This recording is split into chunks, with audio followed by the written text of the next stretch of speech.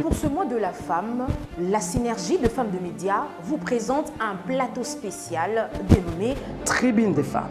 Reçoit pour vous toutes les femmes de tendances confondues. Et ça le 8 mars, et ça moins mon bimba ya mars. Tu dis tout le bikila, nous bon ba maman, ba mpani, ba mochisalou, ba femme députée, ba ministre, ba DG. Nous sommes là pour vous. Yaka na plateau spécial. Oh, tunawaita mukuje. Bienvenue.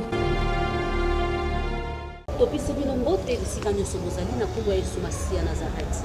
Lelo tribune des femmes eyambeli bino moko ya bayebakenda sango mwasi mosali na Nzambe.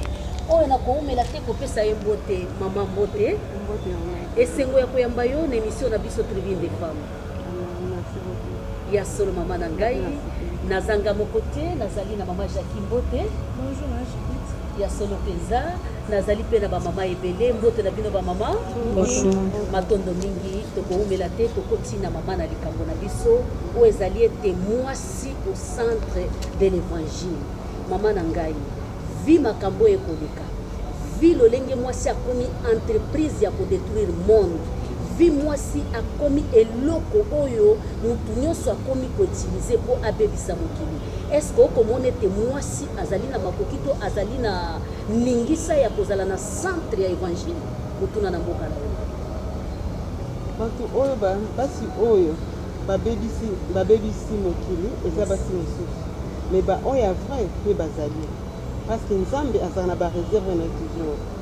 Le diable utilisaka bao baza disposé po bautilize bango mais biso na bino oyebi valeur ya bomwasi oyebi ki bomwasi na oyebi valeur na yo oki komi solde te ozala eloko ya mabe na kati ya ozangi valeur operde valeur na yo. Il faut kogarde ba valeur bao bazosala bon parce que bayebi Nzambe te. Mutu oyo asi ayambi Yesu lokola mokonzi mpe mobikisi na ye aki komisala bongo te parce que yango mpe eza manque de la foi.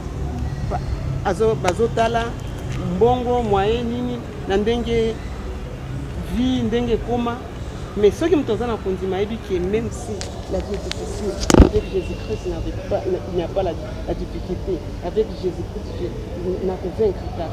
Mais il faut qu'on pesa comme tient na place na tant qu'il y a bon moi parce que moi azana valeur moko ya makasi na mission Nzambe.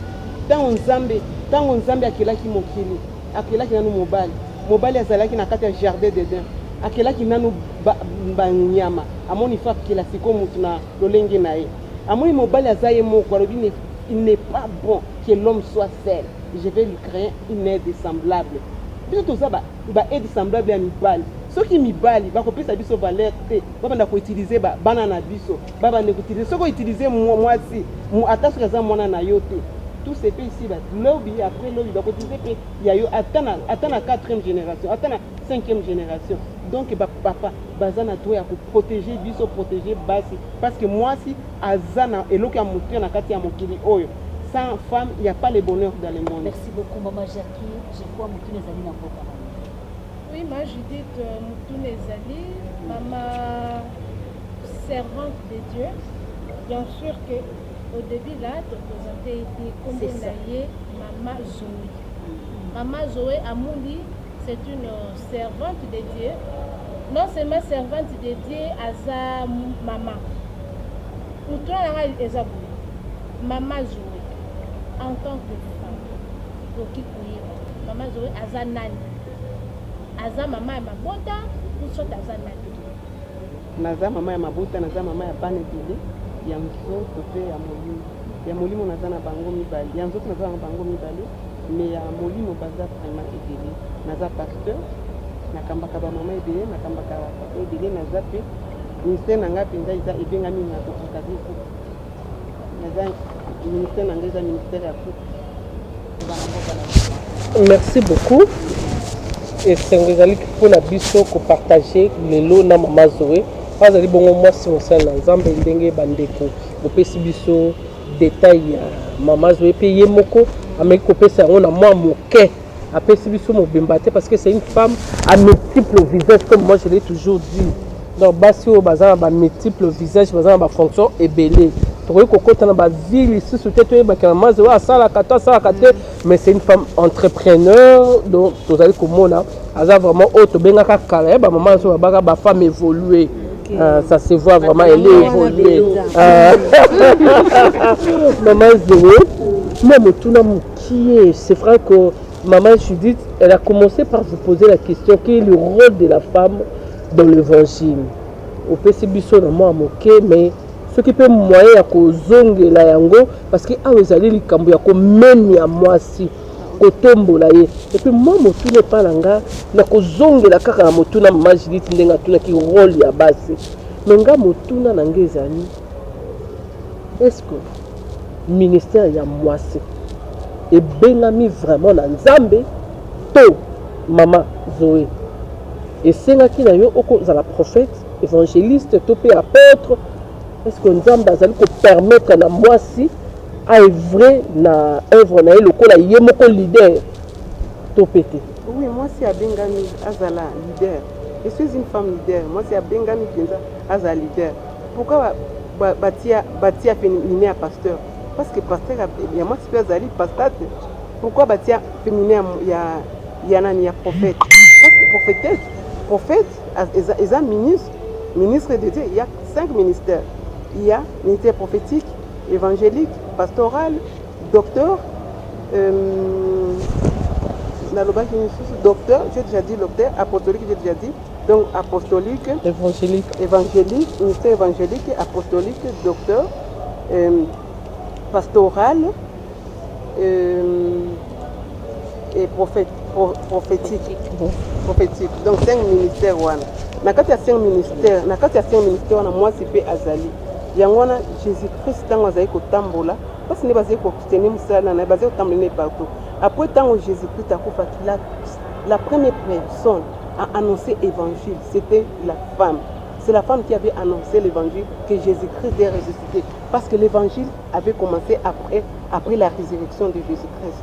C'est ça. Okay. Donc moi si à Bengami azala leader na catégorie à Bengami le kola mobile qui à Bengami ndenge betonga ezali ko utiliser plus biso na badon. Donc le même don autres il y a quand même des femmes ministres aussi na catégorie. Et il y a la différence entre les dons et le ministère. Il y a la différence entre les ministères parce qu'il y a les dons prophétiques.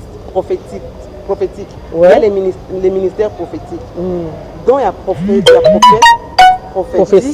prophétie ezali oki koloba opesi prophétie pour les mesate mais ministère prophétique ezokende ozopesa miso eza polele yango na bazaka toujours combattre parce que muto fiakia bi muto atia détecter akoka combattre yo aibi nyonso mais muto ya don akozela tango Saint-Esprit apesi ye muke aprendre à lobby mais ministère prophétique eza penza ministère oyo azomona azana kati vision eza na kati parole de connaissance eza na kati parole donc eza complet na nyonso azotambola na badon nyonso ministère prophétique c'est pourquoi ce ministère est vraiment combattu donc prophétesse et à moi si je suis pas prophétesse je suis pasteur mais prophétesse c'est à moi si aza ministre de Dieu donc femme à Bengami kozala leader lelo biso ba africain excuse-moi et lelo biso ba africain to komi kotia culture na biso na kati ya ministre na kati ya musala na nzambe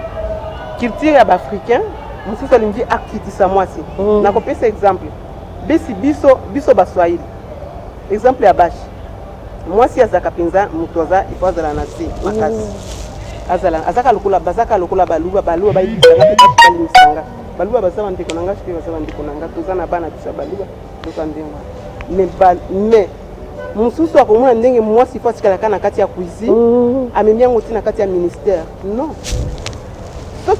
mwasi soki nzambe alobaki azala soumise mais na kati ya ministère oza kaka leader et pas na yo tango oza na ndako na yo zonga soumise na kati ya musala nzambe sala musala ndenge elengo bani osala lolenge ministre ya mokili tango aza na kati ya musala na ye ministre ya mokili ya mwasi azosala musala ndenge elingi mais tango azongi pa na ye qui ministre ici et pas mbali na ye aza mwasi aza soumise il faut azala soumise donc ils allaient quand mon côté à Kolobao mwasi femme aza nani te femme Maman Zoé pour l'instant par rapport à la question maman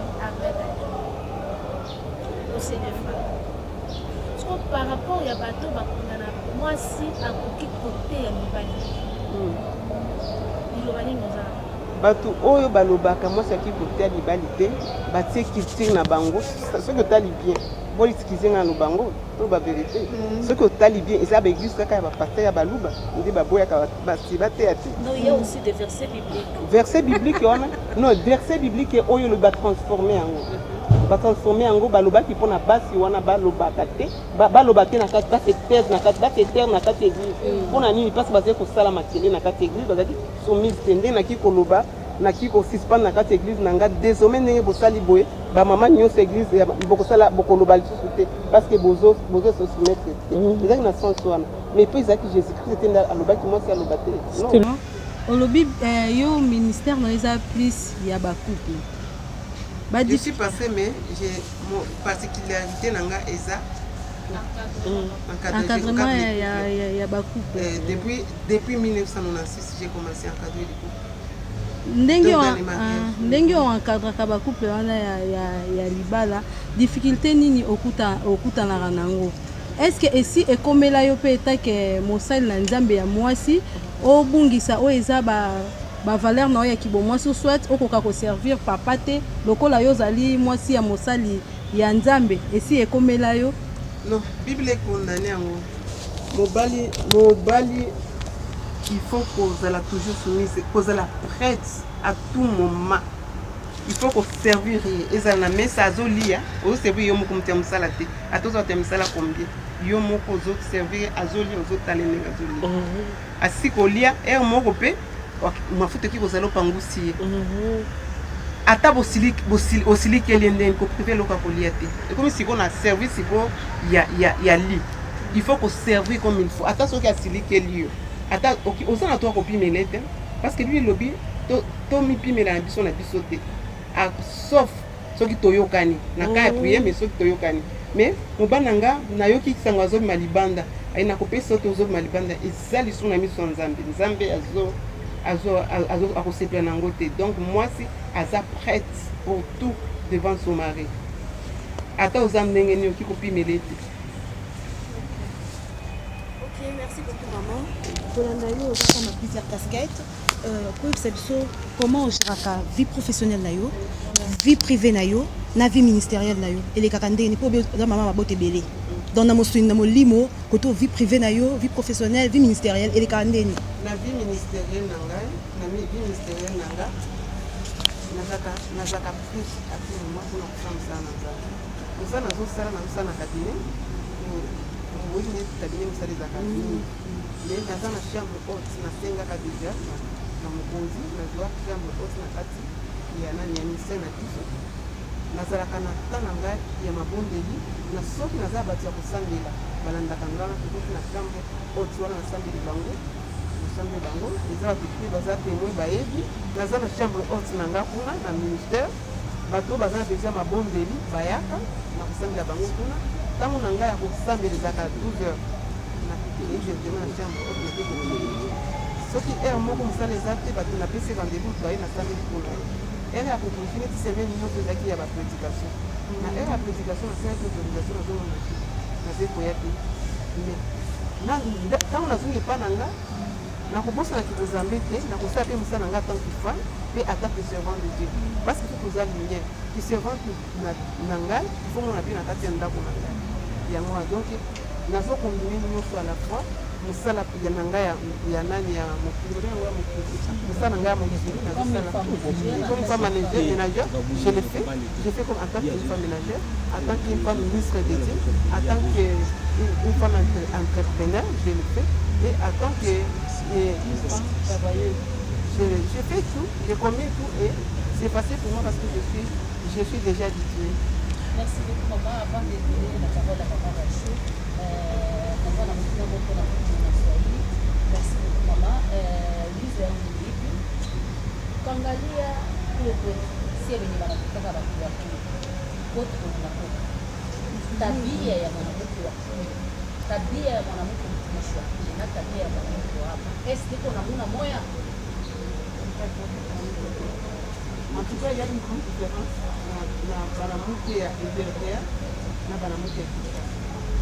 Na nadi banamuki ya Kinshasa banamuki intérieur bali koproposer bakamio malamu wana eza ya kosamba te parce mibani me banamuke ya Kinshasa biko yuluyulu na banacheza na mabumba sana bana mariage bayebi teke eza sacré bayebi teke kibomwasi eza sacré donc bamitekaka moins cher donc miteka moins cher ça veut dire quoi donc à cause de la famille akikende anitrabi mpenza nzoto ok abosani te aza na bavaleur akikosupporte mpe nzambe par là mama lingi koloba ke différence ezali mwasi ya intérieur na ya awa différence eza mobo ezali mpenza.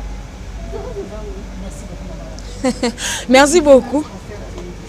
Est-ce que maman Zoé olobi okambaka ba couple et umeli mikolo ebele ba mbula ebele. Ezali vraiment mutu ya makasi. Lelo oyo tozomona kibolelo modernisation ba couple ebele bazo vendre penza tele za kalomona mama omola pena ba ofetele bana bazo fêter ba parents na bango 40 ans de mariage 40 ans de vie de couple. Alors lelo comment bobalani 5 ans après divorce. Bato la te mbele monsolo babebisaki pona kobalana. Bato babengisaki ba parents bakutanisaki babosani ki bapesi bango soni.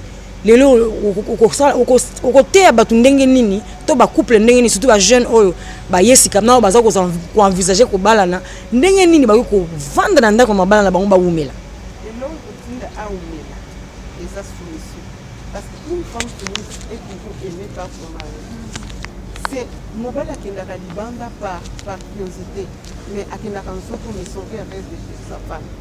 Donc soki ya moni mobile aza mobile ya akitaka mapolongo na se nzambe akuchanger mobile na ye ye kaka asala part na ye atangi femme azala soumise makambo ekochanger mais soki mobile alobi yo komi déjà na 10 divorce ekosala makaka mobile alingaka te bongo et puis eloko mosusu ezomama bana eza fidélité eza insoumission na infidélité lelo basi baza bafidèle te il faut être fidèle il faut être soumise libanda ekomomela mais si tu n'es pas soumise si tu n'es pas fidèle ekomela ndenge libanda ya kosupporte je connais non alobaka naki kosupporte ebilité mais insoumission te donc pour dire que soumission ebenzaka nyonso et soumission ça porte encore ça tire encore l'amour vers ton mari moi si ozaka soumise epa mobali na ye bato balobaka simba kisi po mobali nyonso akobala zoyoka ata soki oza d'accord na ye te limakomisha mais ntango ye moko oyebi okokutana okosachele mais kote wana vraiment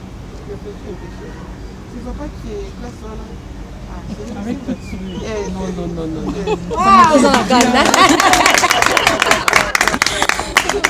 Voilà. On a compris. Merci que madame allait juste nous dire que la femme elle-même d'abord elle a de vertu, de paix, de jouissance et de grâce.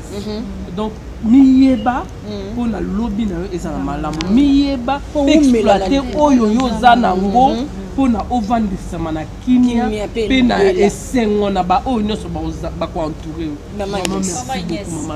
Merci beaucoup maman na banda tokobi na suka motune ya suka pe kozala très capital parce que lelo basi à 80% to commis un peu likolo bien qu'ils en aba o bazobeta to le cœur basi baza reconnu na régime na biso parce que baso ça misala na ba poste de décision pe basi bazali mais ça la problématique mo na niveau de société pour ba le bité par rapport à thème na biso moi c'est au centre de l'évangile alors tout ça la ba maman pasteur bazali exemple de ce zalio ba prophétesse ba ça na nzambe ya baso bazolo ba pe ezo toucher mité ba mais lo nini ezo zanga to mona ta exemple histoire Esther ezo na biso pour la nation na biso ya Congo ba maman oyo lelo basimbi lo banzambe basangana ba pesa ta mot d'ordre selon la direction divine pour na sauver un peu perte ya grande génération ya basi ezo kende en péril tozo mona ngote jusqu'alors regarde na yo zali bazali maman tela kuto la takaboy tela ubani déjà komi boma ennemi à moi c'est ça moi c'est moi on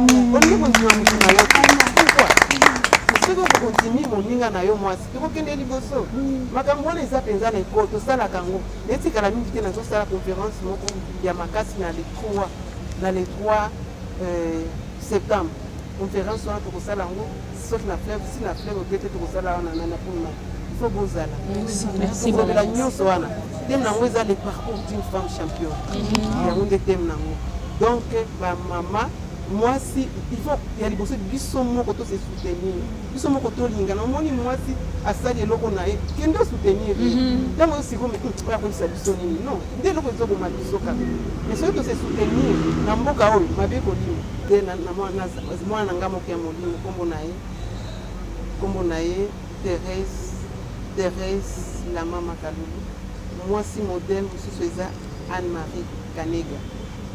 Mais bawana bazali bana obuba uba inspirant. Bawa inspiranga. Mama yene kitino. Inspiranga makasi. Makasi penza, c'est une femme très forte. Maman Chadi Balamagi, c'est une femme très forte. Inspiranga makasi, c'est une femme très forte.